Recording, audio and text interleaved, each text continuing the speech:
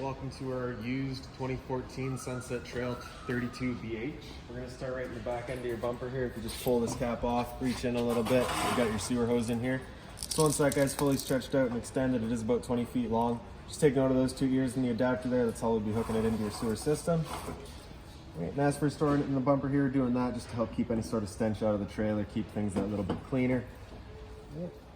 And then in this corner here, you can see you've got these little stabilizer jacks. So your switch is just right here, press and hold extend, and they make their way down. Now they aren't leveling jacks, they are just stabilizing. They will kind of equalize themselves to keep themselves level with the ground, not necessarily gonna level the trailer. So you do have to make sure that your wheels are still level, all right? Once you're done, just press and hold the jack, and they suck right back in. Coming down a little ways, we've got your power cord right here, so you're just going to pop that on open. You've got your short cord here. You can see it's got that little notch in the top corner. I was just going to line up that notch in the top corner there, press it in, and a little 1/8 turn locks it into place there, and then you also get that threaded collar in the back to really lock it down. Following that cord back, you can see you've got a standard 30 amp end here. Now most campsites are going to have that. You can just plug straight on in and you're good to go. We'd also provide you with a 15 amp adapter, so if you're looking to plug into a standard household outlet, you can do so. Right beside that down here, we've got your sewer system. So your sewer cap, just kind of press it in, turn it off, pull it off, and you can see it's got the exact same ears that your hose had. So it'll be attaching the same way. We're just gonna press it on and turn it until it clicks into place. So you can see the 2 valves here are black. One on the left here is your wastewater. The one in the back is your actual sewage, all right? So of course, sewage is gonna be filled from your toilet, so that's gonna be your dirtiest water. When you're dumping your tanks, you're gonna wanna dump that first. Allow that to drain out completely, and then we'll come to the front. Allow that to go next. Gray water is going to be filled from your sinks as well as your shower, so just typically going to be cleaner water than your toilet. So you just want to do that last to help keep that hose as clean as possible. Straight up from there, we've got your flusher. So you just take your water hose, plug it into there, open up that sewage tank valve, and turn on the water, and that'll just kind of flush out that tank for you. So you may notice over time you've gone and dumped out the tank. You know for a fact it is empty, but it's still reading 1/3 or 2/3, whatever it may be. Basically, just running that water through there is just going to clean out any sort of debris that might be causing that issue. Above your flush kit here, you've got your exterior shower, so you're gonna get a key that'll look just like this guy here, just a little circle. Stick it in there, open her up. And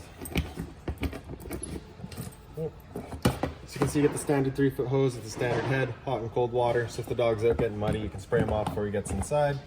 Just kind of loop it back up, tuck it away, and lock her back up. Making our way down the side some more. You've got your hot water tank here, so you just get that one little keyway there, just pop it up, line it up, and you can pop it on open. So your control for turning it on is just inside the unit. Before you ever turn it on though, you just want to hit that pressure relief valve right there, make sure that water shoots out.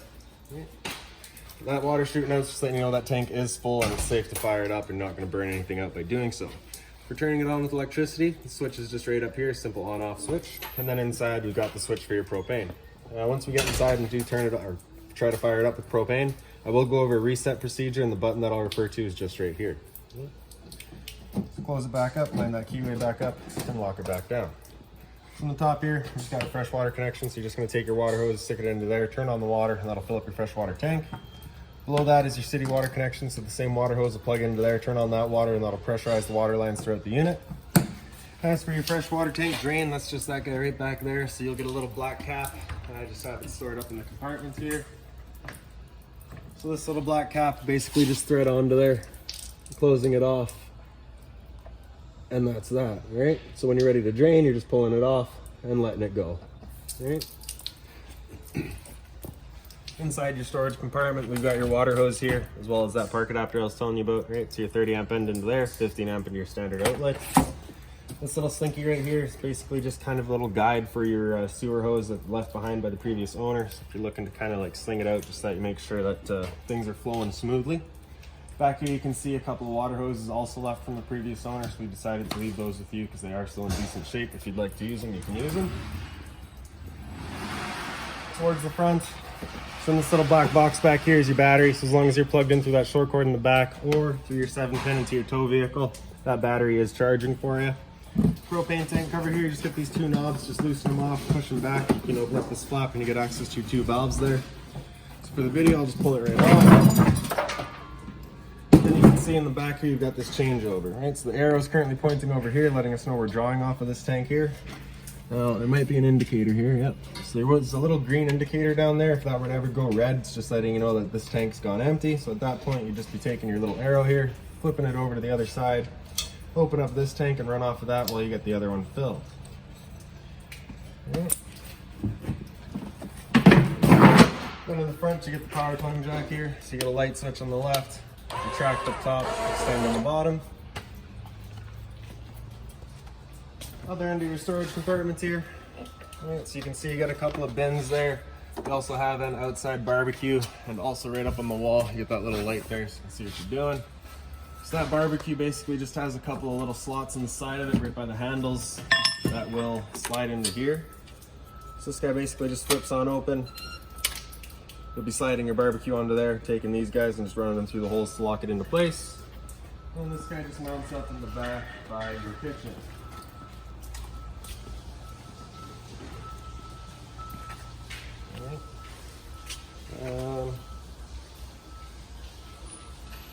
Actually, I think you might be missing something here. That's the beauty of used units right there. Okay. So we'll figure that out once we're done here.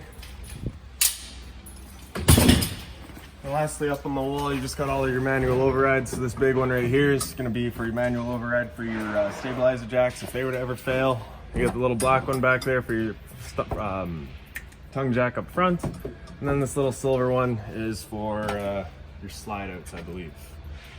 All right. So now we make our way back. You can see you got your two outside speakers here. You also get this little flap here. So of course, propane stove is putting off fumes whenever you use it. So there's a fan inside to evacuate said fumes. So you just want to make sure this flap out here is open. You get the two little ears on the side, bring them down. You can open it up. That allows the fan to evacuate those fumes. Once you're done and going traveling, you're just going to take those ears, slide them back up, holds that flap closed. So right here is just an exhaust for your furnace. So if you're ever running your furnace, you just want to make sure nothing's blocking that. This part right here is just access to your fridge. Nothing back there for you to worry about. Cable and satellite outlet down here, as well as power outlets below it. Right. So if you're looking to have your TV outside, it's just going to slide into that V slot there, and there you go. And in the back, you've got your outside kitchen. It just pops on open. Top, you get the lights. Bunch of storage across the top as well, as well as on the side. It's 120 volt fridge here, so as long as you're plugged in, this fridge is going for you. 120 volt outlet, hot and cold water. A little bit of the storage space in here, as well as some more counter space. And again, just a bit more storage on this side here. Close that back up. And then in the back, it's got, of course, the spare tire. That is your barbecue mount, I know that. I just don't know where the rest of it is. And then on this side here, you've got your cable and satellite inlets. It's a cable on the left, satellite on the right. And then, of course, your spare tire.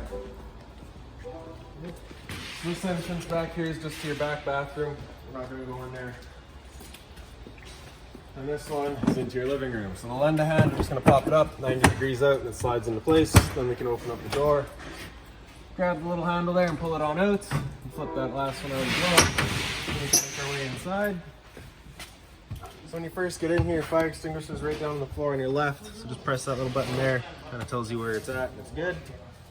Straight up from there, we've got your monitor panel. So center right is your light switch for these little guys up here towards your front bedroom. Center left is your interior lights. And on this far left there is your porch light. So down below from that, got that light switch, which is your awning switch. Okay. For your slide out, just press and hold out, and that slide will make its way out.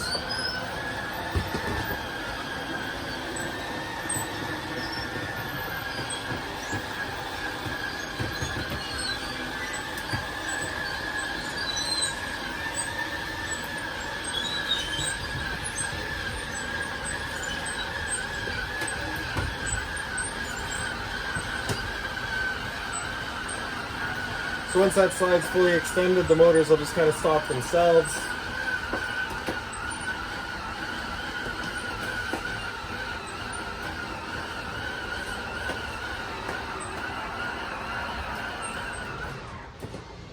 There you go. Right. And so beside your slide room is your awning. Press and hold out, and that slide, or the awning will make its way out.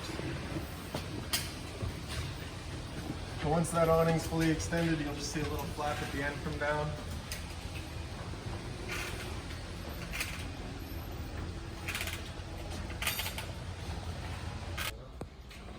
Alright, so once your awning's fully extended, you'll see a flap at the end there come down, just like that. And once you see that, you're going to want to stop. If you're to continue extending, it will actually wind itself up backwards, in which case it'll be holding water, accelerating the growth of mold and mildew. Now, if it were to start raining, it's going to be holding some water anyways. So basically what you'd be doing is you'd either just be bringing it in so it'll dump the water off, or you're just going to grab an arm once it is pooled and just kind of allow it to run off, right? Those hydraulics will only hold so much water, so it will eventually kind of dump itself, but you don't really want to be betting on that all the time. So once we're done, we're just going to press and hold in, and that awning will make its way back in. And just another thing to keep in mind is it is just a big wind catch, so if you get up to about 15-20 kilometers an hour of wind, you're going to want to bring it back in anyways, just so that you're not running the risk of bending your arms.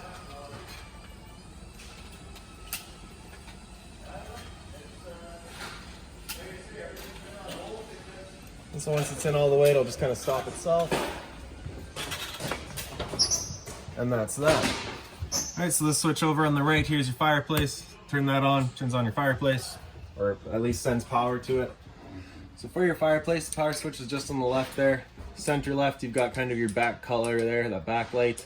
If you send it all the way, it will just turn off. Hit it again, cycles back around. Center right, you've got your temperature control there, so 72, just kind of goes up by 2s there, and then it just goes to on where it's just kind of full heat. And then on the right there, you got a timer, 30 minutes up to 9 hours. All right. Power button there again, turn it back off. Right up above that, you can see you got the TV here, remote for it there. There's also a remote for your fireplace.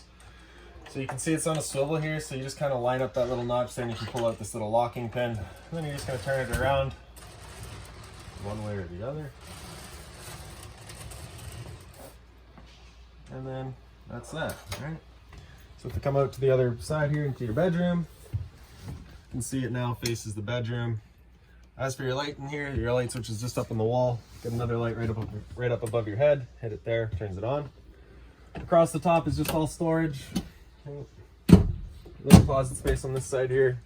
Pretty well identical on the other side there.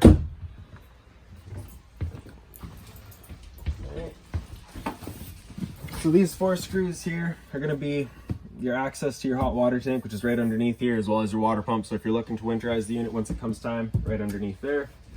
Let's see the other closet there.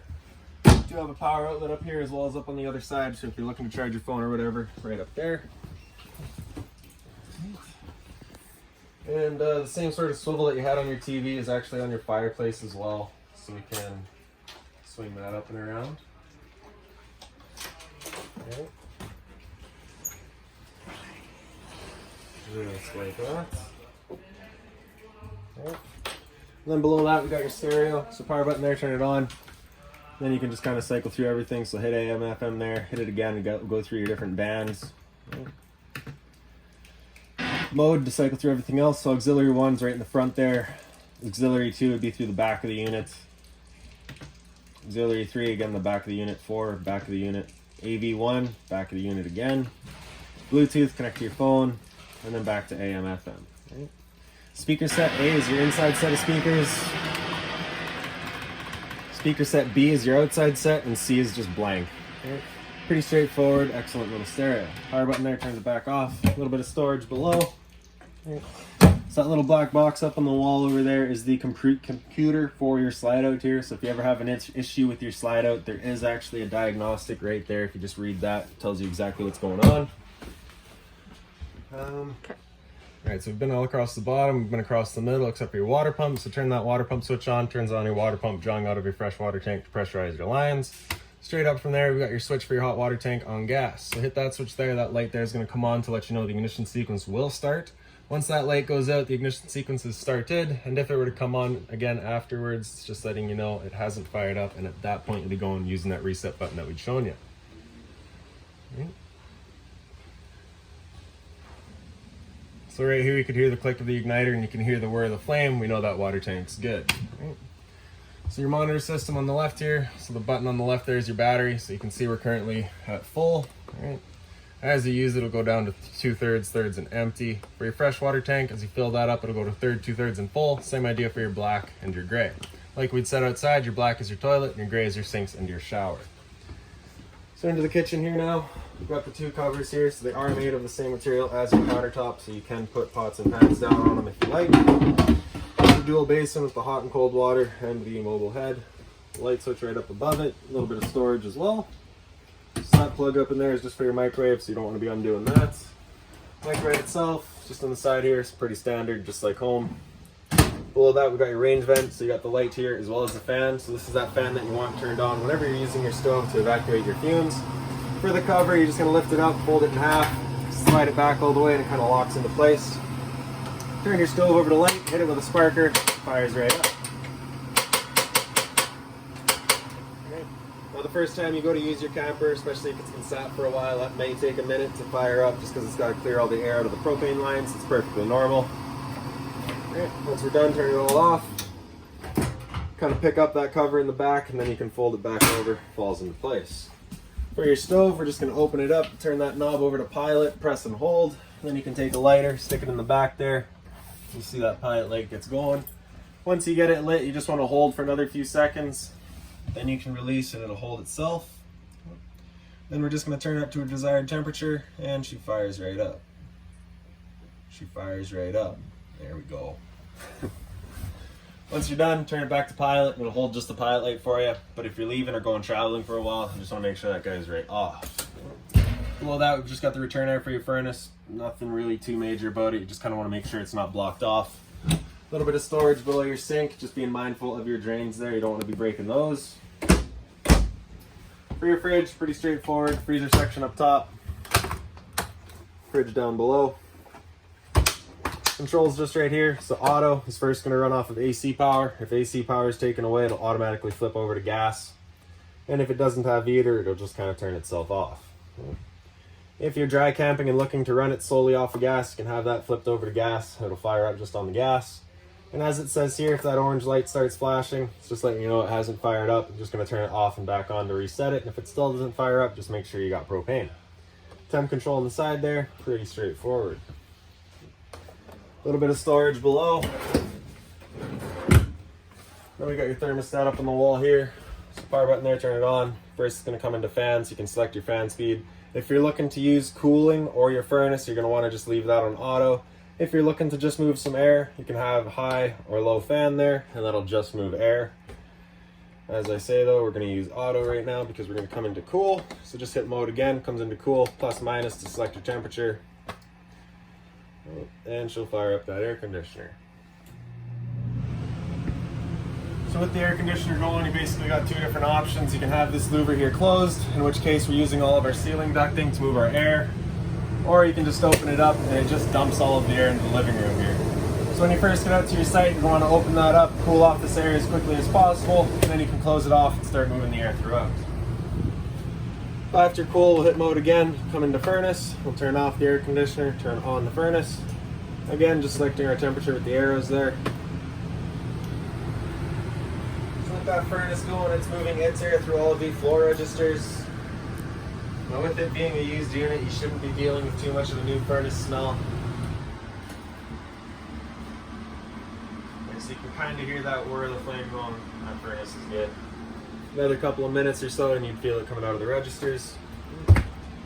Hit mode again, come back into off, and it'll just kind of cycle back around. So through this door here into your bathroom. Light switch is just right up on the wall. Right beside it, get that porch light switch, so that's your orange light outside. In the back corner here, you've got your roof vent, so just turn that knob to open her up. Hit that switch there, turns on the fan. Close her back up. For the toilet, you just got the flusher on the right there. So that's for your heat, so that register there. Hot and cold water at your sink, of course. A little bit of storage below. Again, being mindful of your water lines and your drains. Medicine cabinets here. Just magnetically held. And then your shower, hot and cold water, of course, standard head and hose. Magnetic latching door, so just kind of meet itself in the middle.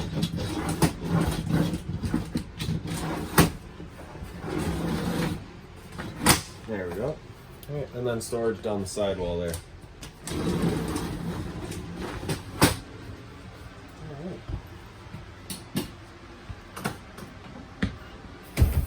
So before we get into that bunk room here, you just got your converter down here, so just press it top and center, pops on open, get all of your breakers down the middle here. Whenever a breaker breaks, it'll sit in the middle, so just turn it off and then back on. And then on the right side, you got all of your fuses. If a fuse were to ever pop, that little red light beside it will go off, letting you know exactly which one went. A little bit of closet storage here. And then for the back bunk room here, you just have your slide out switch up here. So before you even open this door, you want to press and hold out, make sure that slide gets all the way out. Easy way to check it, just watching through that window there.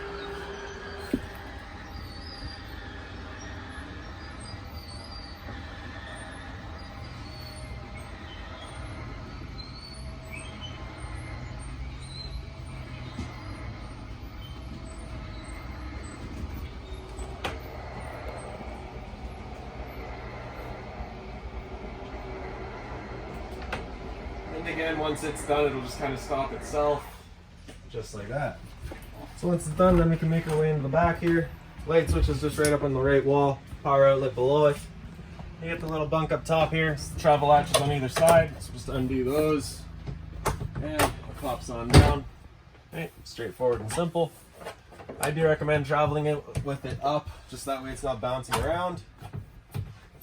Okay, and then the couch down here. So if we just get rid of these two cushions, throw them up top for now. Grab this handle here, up and out. You can see the table leg, the legs just kind of fall down. And then you grab that back piece and fold it over. And there's another bed. Alright, once we're done, we're just taking that back piece, flipping it up. Taking the foot, lifting up, folding it in, making sure the legs go with it.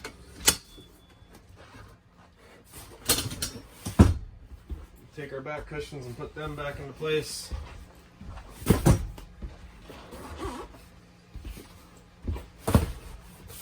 There you go. Right, and then the other bunk here, so you just get this one ladder. It's got the little claws in the end there, just kind of sits in the middle, or really anywhere you want it, wherever you find most effective. Hop on up top, just keeping in mind that 300-pound capacity. So cable inside outlet up there, as well as a power outlet, so if you're looking for a TV in here, you can do so. A little bit of storage on either side. For the emergency exit back here, you're just taking the two red handles, pulling them in, throwing the window outside and hopping out. The blinds throughout the unit pretty well just sit where you leave them. And that's it for back here.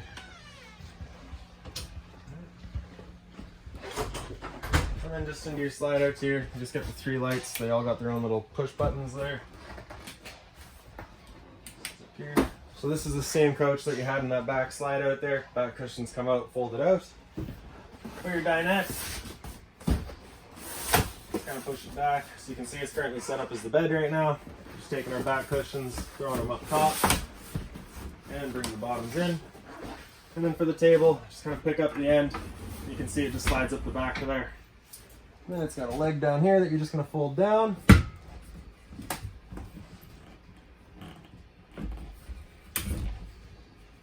And that's that. Alright, so I do believe that is about it for this guy. If you've got any other questions on the unit, please feel free to give us a call, 204-237-7272.